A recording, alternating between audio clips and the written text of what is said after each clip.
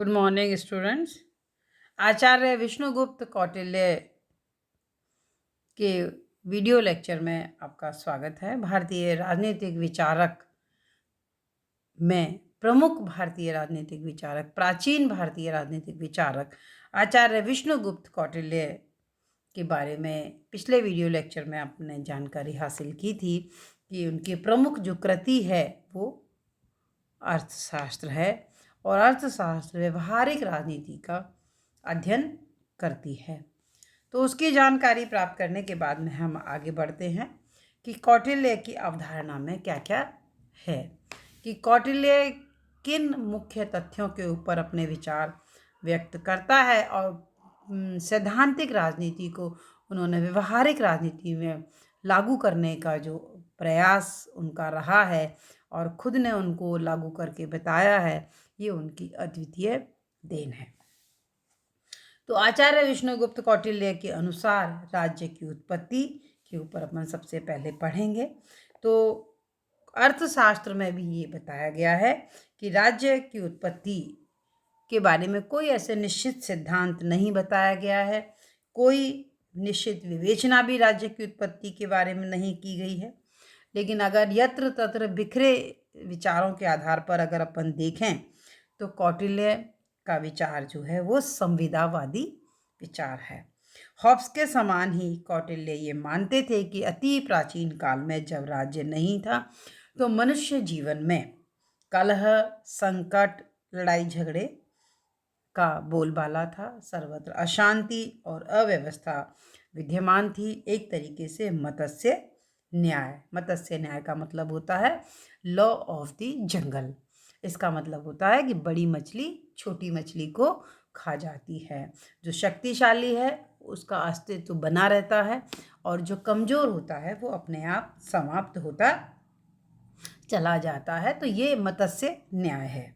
तो वो कहते हैं कि मत्स्य न्याय विद्यमान था।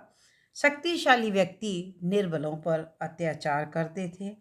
हिंसक मनुष्य की जो प्रवृत्ति थी उसका बोलबाला था और एक तरीके से यात्रा में जीवन से मुक्त होने के लिए मनुष्य ने जो है राजा बनाया। मनु को सर्वप्रथम राजा बनाया। तो राजा को लिए उन्होंने ऐसा कहते हैं कि उन्होंने उत्पन्न हुए अन्न का 6वां भाग, व्यापार द्वारा प्राप्त अन्न का 10वां भाग और स्वर्ण का कुछ भाग कर के रूप में राजा को देना सुनिश्चित किया। और मनुष्यों ने भी राजा की आज्ञा के पालन की प्रतिज्ञा की और उसके बदले में जो राजा बना था उसने प्रजा के जन धन की रक्षा का वचन किया। तो ये एक तरीके से संविदावादी विचार हैं जो हॉब्स, लॉक, रूसो से काफ़ी कुछ मेल खाते हैं। तो इस पर टिप्पणी करते हुए श्यामा शास्त्री ने लिखा है कि हो सकता है कि कौटिल्य के समय में लोग सामाजिक समझौता के सिद्धांत से परिचित हों। ईश्वर जो कौटिल्य हैं उन्होंने अपनी इस पुस्तक में कहीं कहीं जो है ईश्वरीय अंश का भी उल्लेख किया है। वो दैवी सिद्धांत का भी वर्णन करता है। हालांकि वो इस संबंध में कोई तारतम्य नहीं बिठा पाते हैं कि संविदावादी और दैवी सिद्धांत में कोई संगति नहीं बैठ सकती है, लेकिन फिर भी उनका जो मूल है वो समझौतावादी सिद्धांत है। दैविक विचारों की बात तो केवल इसलिए करते हैं ताकि जनता का राजा के प्रति जो देशभक्ति की भावना है, राजभक्ति की भावना है, धार्मिक भावना है, उसको उत्पन्न करने के लिए करता है। लेकिन हॉब्स से हम इसको बहुत अधिक समान नहीं देख सकते, अनेक अंतर भी पाए जाते हैं, क्योंकि कौटिल्य का राजा ना तो निरंकुश है और ना ही उतना शक्ति संपन्न है जितना कि हॉब्स का लेवियाथन। ना ही उसने प्राकृतिक अधिकारों या लोकतंत्र का समर्थन करने के लिए इसका किया है। तो मनुष्य ने एक व्यक्ति को राजा इसलिए चुना ताकि धर्म, अर्थ, काम, मोक्ष की प्राप्ति में राजा उनकी सहायता करे।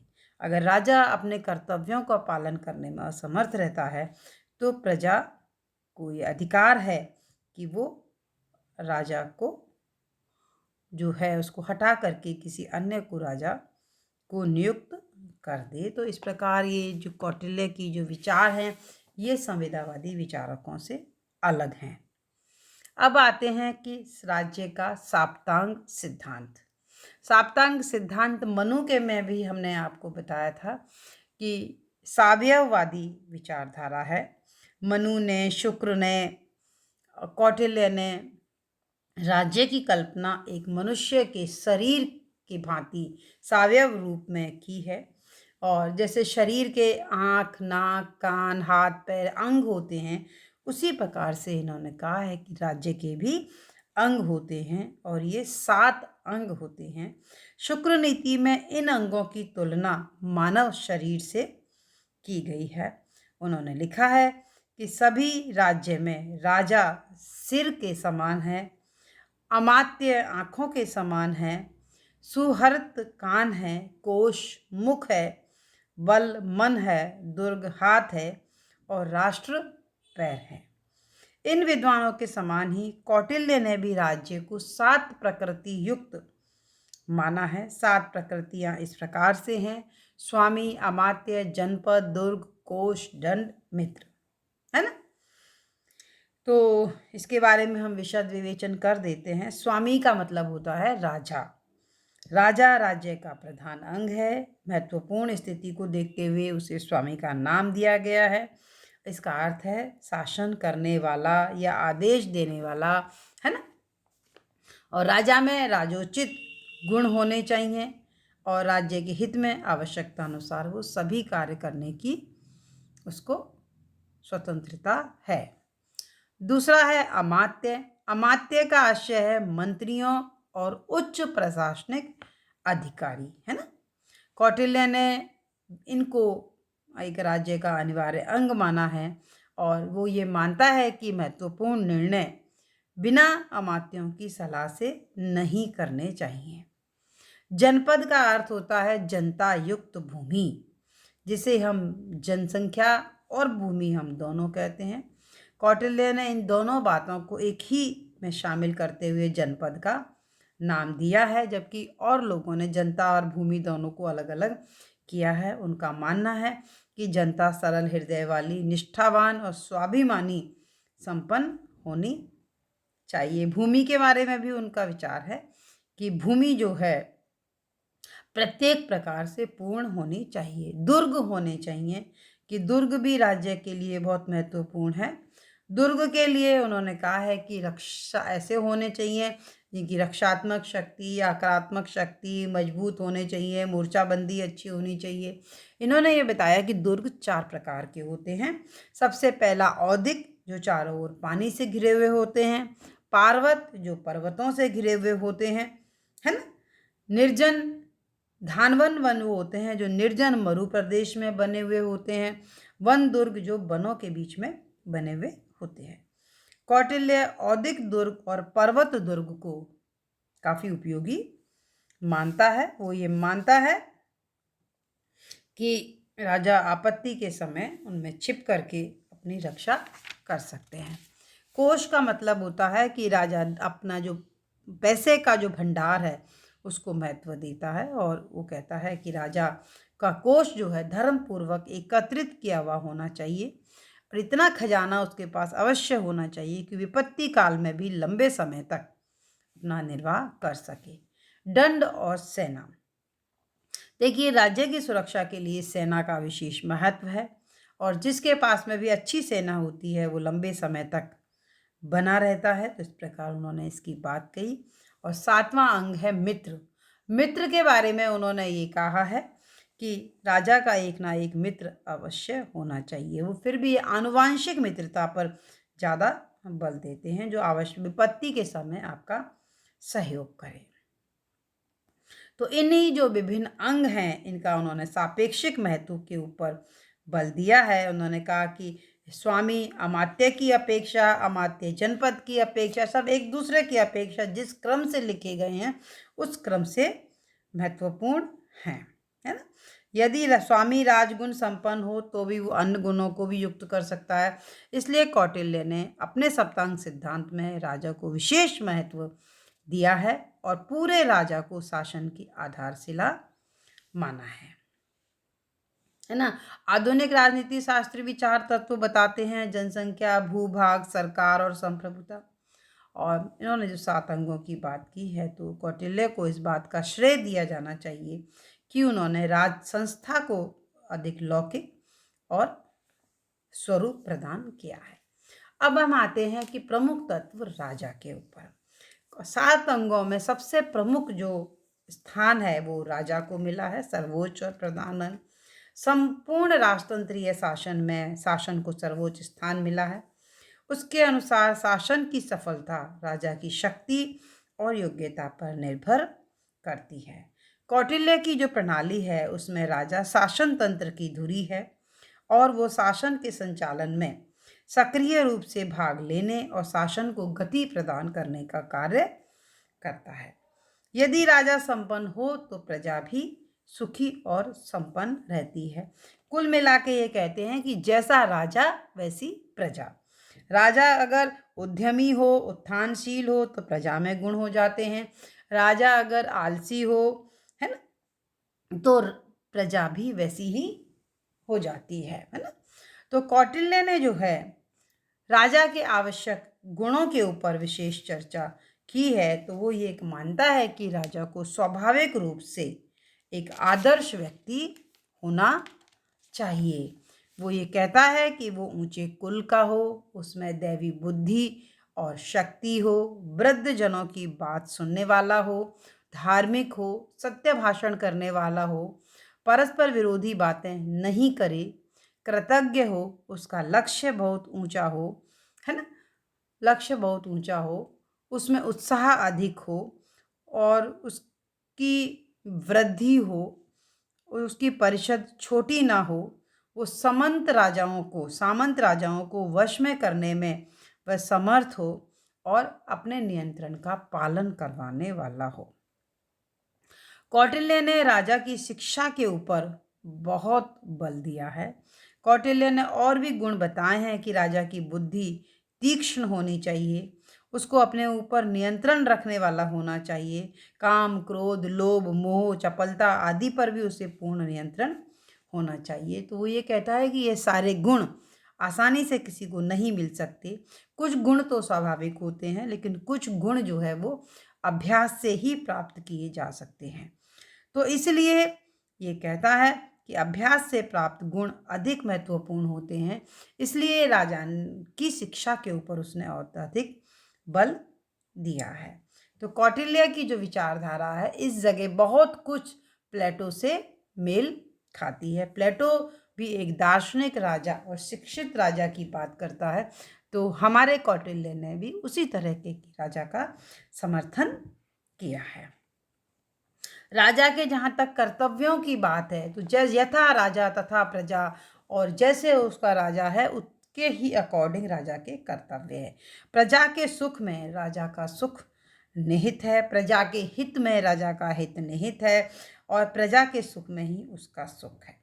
तो वो कहता है कि राजा और प्रजा में पिता और पुत्र का संबंध होना चाहिए। जिस तरीके से पिता अपने परिवार का भरण पोषण और ध्यान रखता है, उसी प्रकार राजा के द्वारा प्रजा का ध्यान रखा जाना चाहिए।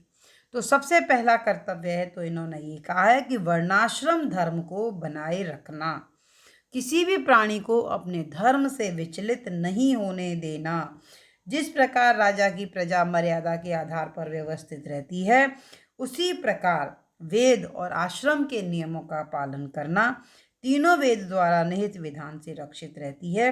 वो प्रजा सदैव प्रसन्न रहती है, उसका नाश नहीं होता है। दूसरा कर्तव्य है कि दंड की व्यवस्था करना। क्योंकि दंड के जरिए हम अप्राप्त वस्तु को प्राप्त करते हैं और उसकी रक्षा करता है, रक्षित वस्तु को बढ़ाता है और बढ़ी हुई वस्तु का वो उपयोग करता है। सामाजिक दंड व्यवहार दंड पर ही निर्भर करते हैं। तो उन्होंने लिखा है कि दंड ना तो आवश्यकता से अधिक होना चाहिए और ना ही कम होना चाहिए, क्योंकि यथोचित दंड देने वाला ही व्यक्ति पूजनीय होता है। समुचित दंड ही धर्म में बनाए रखता है। छोटे काम के लिए आप छोटे अपराध के लिए बड़ा दंड नहीं दिया जा सकता और बड़े अपराध के लिए छोटा दंड भी नहीं देना चाहिए।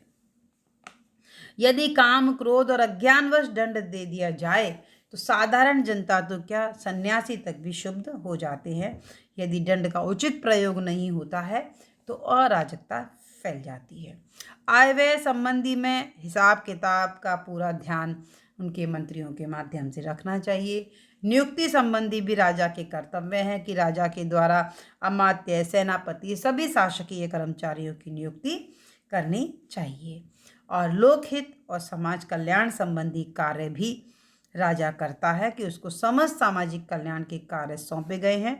राजा जो है अनाथ, वृद्ध, महिलाएं, परिवारों का भरण पोषण, किसान, है ना, ये सभी जो काम हैं वो लोक कल्याण के जितने भी कार्य हैं वो राजा को करने चाहिए।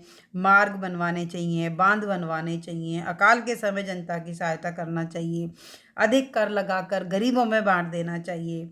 खदान है, वस्तुओं का निर्माण है, इमारती लकड़ी है, जानवरों से रिलेटेड है, लोकहित और समाज कल्याण के संबंधी वार्ता जो जारी करके कौटिल्य ने अपनी दूरदर्शिता को उन्होंने दर्शाया है कि राजा जब तक समाज कल्याण के कार्य नहीं करेगा वो लोकप्रिय नहीं हो पाएगा।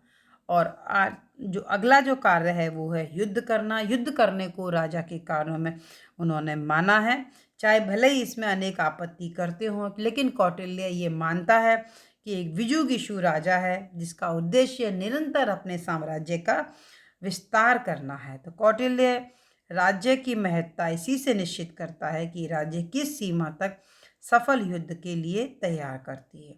नई भूमि प्राप्त करना प्रमुख विषय है। अर्थशास्त्र के 15 अधिकरणों में से 9 अधिकरण प्रत्यक्ष या परोक्ष रूप से ही युद्ध से संबंधित हैं। राजा के द्वारा उपयुक्त सभी कार्यों का संपादन लोकहित के द्वारा ही किया जाना चाहिए। अब प्रश्न ये उठता है कि राजा के द्वारा समस्त प्रकार के कार्य किए जाते हैं और तो क्या कौटिल्य का राजा निरंकुश है, अर्थात कौटिल्य की राजा की सत्ता के ऊपर कौन कौन से नियंत्रण हैं। कौटिल्य राजतंत्र को एकमात्र स्वाभाविक और श्रेष्ठ संस्था का प्रकार मानता है। साप्तांग सिद्धांत में भी राजा को सर्वोच्च स्थिति प्रदान करता है, लेकिन फिर भी कौटिल्य का राजा निरंकुश नहीं है। वो मनमानी नहीं कर सकता, वो स्वेच्छाचारी नहीं बन सकता, क्योंकि उसके ऊपर नीतिगत, धार्मिक, संस्थागत और व्यवहारिक प्रतिबंध लगाए गए हैं। कौन कौन से प्रतिबंध लगाए गए हैं? सबसे पहला तो अनुबंधवाद का, क्योंकि राजा ने मनुष्यों की आज्ञाओं के पालन की जो प्रतिज्ञा की, उसने जनता की रक्षा की जो प्रतिज्ञा की, कि उसका निष्कर्ष ये है कि राजा के द्वारा जनता को हानि पहुंचाने वाला कोई भी कार्य नहीं किया जा सकता। कौटिल्य एक जगह लिखता है कि राजा एक वेतनभोगी कर्मचारी की भांति होता है, अर्थात राजा अपने कर्तव्य पालन के लिए बाध्य है और वो एक अन्य कर्मचारी की भांति वो अपना वेतन ले सकता है, लेकिन वो राजा के भोग विलास के साधन प्राप्त करने का समर्थक नहीं था। दूसरी बात यह है कि कौटिल्य के द्वारा धार्मिक नियम, नीति नियम और रीति रिवाज, इनका बहुत बड़ा प्रतिबंध माना है। कौटिल्य ने कहा है कि सभी परिस्थितियों में राजा को धर्म के अधीन रहना चाहिए। धर्म का मतलब धर्म, नैतिक नियम, देश काल से जुड़े रीति रिवाज, उनका पालन करने के लिए उसने कहा है। उसने कहा कि राजा का मर्यादित और अनुशासित रहना ही सत्ता का मूलाधार है। यदि राजकीय आदेश और धर्म के बीच में टकराव हो तो धर्म को प्रमुखता दी जानी चाहिए। तो इस प्रकार की जो उसकी मान्यता है, नैतिक और नीति और धर्म की जो मान्यताएं हैं, ये निरंकुश बनने से रोकती थी। फिर मंत्री परिषद की जो सत्ता है, जो दूसरा अंग है मंत्रिमंडल वगैरह, क्योंकि शासन की शक्ति अकेले राजा में निहित नहीं है, वो उसके मंत्रिमंडल में है। तो उन्होंने ये सलाह दी है कि राजा चाहे कुछ भी सोचे, लेकिन उसके मंत्रियों की सलाह के आधार पर ही उसको काम करना चाहिए। उसने लिखा है कि स्वयं की इच्छा के विपरीत होने पर भी मंत्रियों के विवेक सम्मत परामर्श को राजा को मानना चाहिए। अगर राजा विवेक सम्मत परामर्श को नहीं मानता है तो इसके गंभीर दुष्परिणाम हो सकते हैं और राजा को उसने इस संदर्भ में चेतावनी भी दी है। तो मंत्री परिषद है, सभा है, जो परामर्शदात्री संस्थाएं कौटिल्य ने बताई हैं, वो राज्य की सत्ता पर एक संस्थागत नियंत्रण है। चौथा नियंत्रण है जनता व जनमत का नियंत्रण है कि कौटिल्य ने शासक को जनमत के महत्व के प्रति सचेत किया है कि राजा के लिए जनता के हित और उसके दृष्टिकोण की अवहेलना नहीं करनी चाहिए। यदि शासक जनता की अवहेलना करता है, सत्ता का दुरुपयोग करता है, दंड शक्ति का दुरुपयोग करता है, तो जनता उससे असंतुष्ट हो जाती है और ऐसी स्थिति में जनता राजा का परित्याग भी कर सकती है। तो कौटिल्य का स्पष्ट विचार है कि निरंकुश राजा की अपेक्षा राजा का आश्रय प्राप्त न होना ही अच्छा है। और पांचवा जो नियंत्रण है वो राजा का व्यक्तित्व है, उसकी शिक्षा है और उसका प्रशिक्षण है। वो ये कहता है कि राजा के लिए नैतिक मानसिक जो गुण हैं, वो अगर राजा शिक्षित है, अगर राजा में स्वभाव से ही सारे गुण हैं, तो वो राजा धर्म विरुद्ध कार्य नहीं कर सकता, वो निरंकुश नहीं कर सकता और वो लोकहित के काम को करना, जनता के हितों की रक्षा करना ही करेगा। तो राजतंत्र का समर्थन किया है और राजा को पर्याप्त शक्तियां जो उन्होंने दी हैं वो केवल जनता के हित को ध्यान में रखकर ही दी हैं। तो कौटिल्य का राजा जो है वो कभी भी निरंकुश राज्य नहीं बन सकता। कृष्ण राव ने लिखा है कि कौटिल्य का राजा निरंकुश नहीं हो सकता, चाहे वो स्वेच्छाचारी रहे, लेकिन वो धर्मशास्त्र और नीति शास्त्र के स्थापित नियमों में ही रहता है। सालेटोर ने भी ये बात लिखी है कि वह अपना राज्य और जीवन खोए बिना यूनान के अत्याचारी राजाओं जैसा नहीं बन सकता, क्योंकि भारत में जनता ऐसे राजा को सहन नहीं कर सकती थी। यद्यपि राजा का पद सर्वोच्च था, किंतु ना तो वह जनता से पृथक था, ना ही उसके लिए विदेशी। वह जैसा चाहे जनता के प्रति व्यवहार करने के लिए स्वतंत्र नहीं था। तो कौटिल्य के हिसाब से राजा सर्वोच्च शक्ति संपन्न होते हुए भी जो है वो किसी भी प्रकार का जो है अपनी सत्ता का दुरुपयोग राजा के प्रजा के प्रति नहीं कर सकता था। तो ये तो था राज्य की उत्पत्ति, सप्तांग सिद्धांत और राजा के कर्तव्य, है ना। अगले वीडियो लेक्चर में हम कौटिल्य के अंतर्राष्ट्रीय संबंधी विचार, परराष्ट्र संबंधी जो अवधारणा है उसके बारे में हम जानकारी प्राप्त करेंगे। तब तक के लिए